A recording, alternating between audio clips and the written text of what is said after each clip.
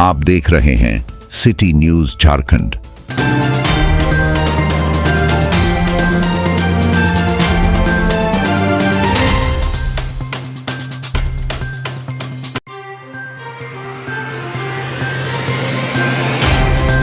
वरिष्ठ नेता सुरेंद्र पासवान जी मौजूद हैं। इनसे जानते हैं कि यहाँ विधानसभा चुनाव पूरा पीक में है और मनका विधानसभा चुनाव से निर्दलीय प्रत्याशी मुनेश्वर उरांव जी भी मैदान में खड़े हैं। और क्या माहौल है चुनाव का? बहुत सबसे पहले तो सिटी न्यूज़ के धर्मेंद्र को मेरे तो बहुत बहुत धन्यवाद कि आपने बहुत इस हम लोग को प्रचार प्रसार में अभी सहयोग कर रहे हैं, जो है कि जन समस्या से अभी रूबरू जी। और हम चूंकि कांग्रेस के हैं, बाइबोर्न कांग्रेसी हैं जी। और 88 सक्रिय रूप में कांग्रेस से काम किए। पिछले 2009 में रामेश्वर चुनाव लड़े और उस समय मुनेश्वर भी चुनाव लड़ गया था, 7400 वोट लाया था जी। बाद में 14 में इसको फिर सीट मिल गया कांग्रेस का जी। और वो चुनाव लड़ा, 2700 वोट से हम हार गए। इसके बाद इसको अध्यक्ष बना दिया गया और अध्यक्ष के रूप में खूब काम किया। लगा कि साहब 19 में हमको टिकट मिलेगा, लेकिन 19 में टिकट नहीं मिला। चूंकि रामचंद्र जी आरजेडी से आए थे, उसको उनको टिकट दे दिया गया और इन्होंने पूरा संगठन जैसे कांग्रेस, राजद, जेएमएम तमाम जो गठबंधन के लोग थे काम किए और मुनेश्वर भी बड़ा दिल से काम किया और चुनाव जीत गया। चुनाव जब टिकट मिला थी, कंडीशन था, ये तय हुआ था।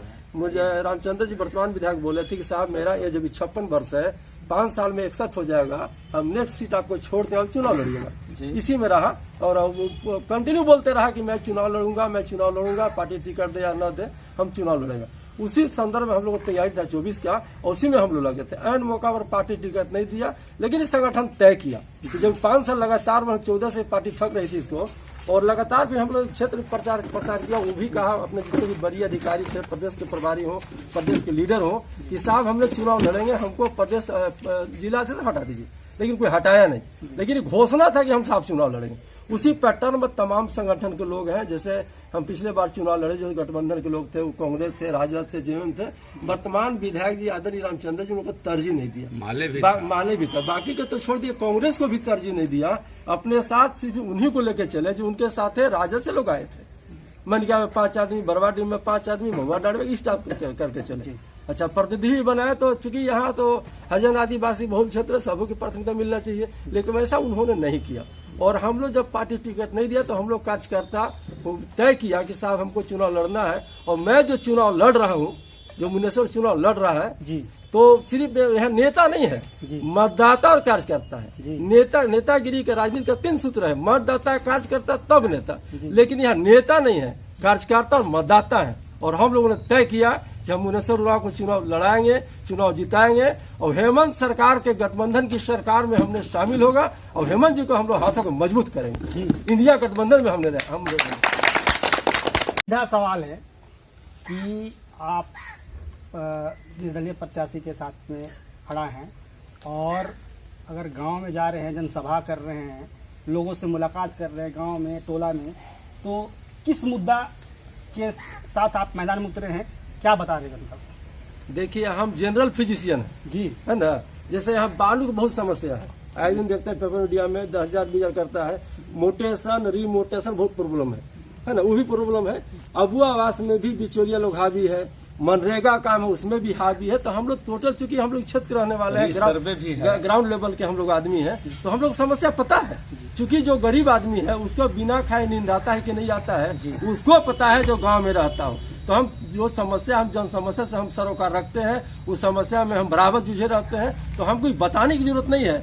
मछली को, बच्चा को तैरने सिखाया नहीं जाता, उसको पता है कि बच्चा जब मछली तैरेगा ही। तो हमको गरीब से परिवार से हम ऐसी परिवार से हैं, हमको समस्या आदिवासी, हरिजन, तमाम लोगों को, बैस, ओबीसी, तमाम लोग बैकवर्ड, फॉरवर्ड, सभी जाति में गरीब है। तो सबका समस्या हमें पता है। यदि हम चुनाव जीतते हैं तो हम ग्राउंड लेवल से काम करेंगे और जो आम सभा, ग्राम सभा के माध्यम से हम काम, जिस टोला में, जिस मोहल्ला में, जिस कस्बा, वहाँ के लोग से संपर्क करेगा, जो जनहित का काम होगा, हम पहले काम करेंगे उसको। अच्छा, हम सवाल जानना चाह रहे हैं, जब आप जन समस्या में जा रहे हैं तो लोगों से मुलाकात कर रहे हैं, तो ऐसा जनता से जब बात कर रहे हैं तो आपको क्या बता रहे हैं कि मतलब क्या आपसे डिमांड कर रहे हैं?